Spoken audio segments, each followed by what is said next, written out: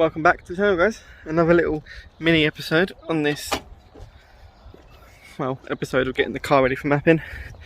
We have got, a boost solenoid to sort, fitting a 3-port boost solenoid.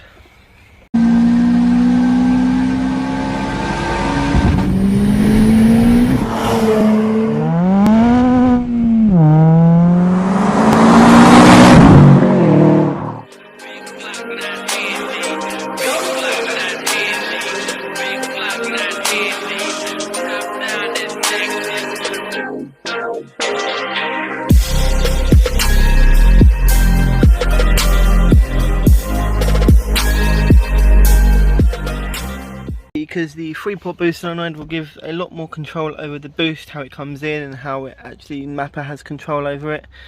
So let's put it all together, get it in the engine bay, plumb it up, and Bob's your uncle, friends your aunt, we're done. Wire it up as well, but yeah, it should be fun. So I did have a little bit of a problem with my boost solenoid. This is why there's no bolt, because I've lost it.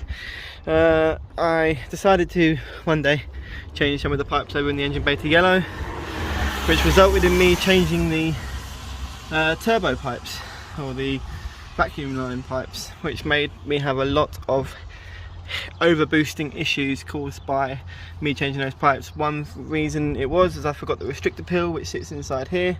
With the 3-port you don't need to run the restrictor peel, so we don't have any problems with that. And the other one reason was the boost solenoid got stuck open, which means basically the wastegate wasn't opening, which means it was over boosting like a bitch. But got a new boost solenoid off eBay for like 30 quid, which seemed to have sorted the issues. I did buy the 3-port, but I didn't want to put it on because it was like a month before I was due to go mapping. So we're going to undo all the bits on that boost solenoid and get this boost solenoid on. Let's just do what we can, get all of this pipe work off, and then we'll show you what we're working with. So now we have all of the pipes off the old solenoid, those 2 pipes there, and the return back into the intake. We can go and proceed to put our 3 barbs into the new solenoid. Let's do it. So I've sort of made this makeshift holder. It takes from the stock location over here down to here, bolted it to that cover, cable tied it underneath. It's not too bad, it's not too loose. I might stick another couple of cable ties around it, but it's solid in there. Obviously the wires will come around in here to this plug. This wire will go, this pipe that returns from port 3 back to the intake will go there. 1 port to there, 2nd port to there, down in there. So should be alright, should be nice and easy. Let's crack on, get this done before it starts pissing it down again, because it was hailing a minute ago. So right, I've got the boost control solenoid all plumbed in.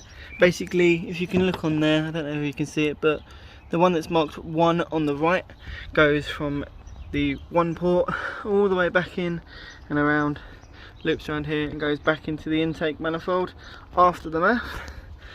Port 2 goes down to a boost source, so I've done it all the way down to the beginning of the turbo on the nipple there, and port 3 goes all the way around here to the actual wastegate.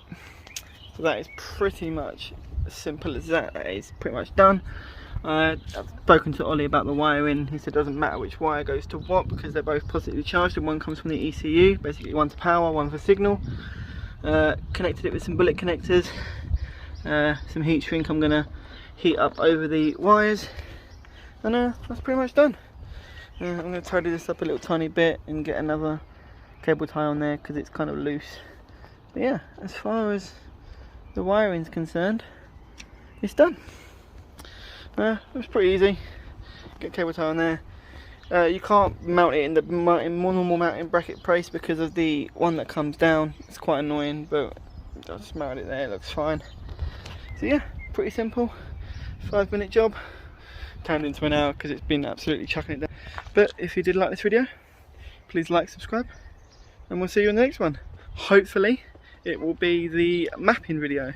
So yeah, this was the last bit of the actual mapping we needed to do, or the bits ready for mapping. And yeah, please like, subscribe, and we'll see you in the next one. Adios.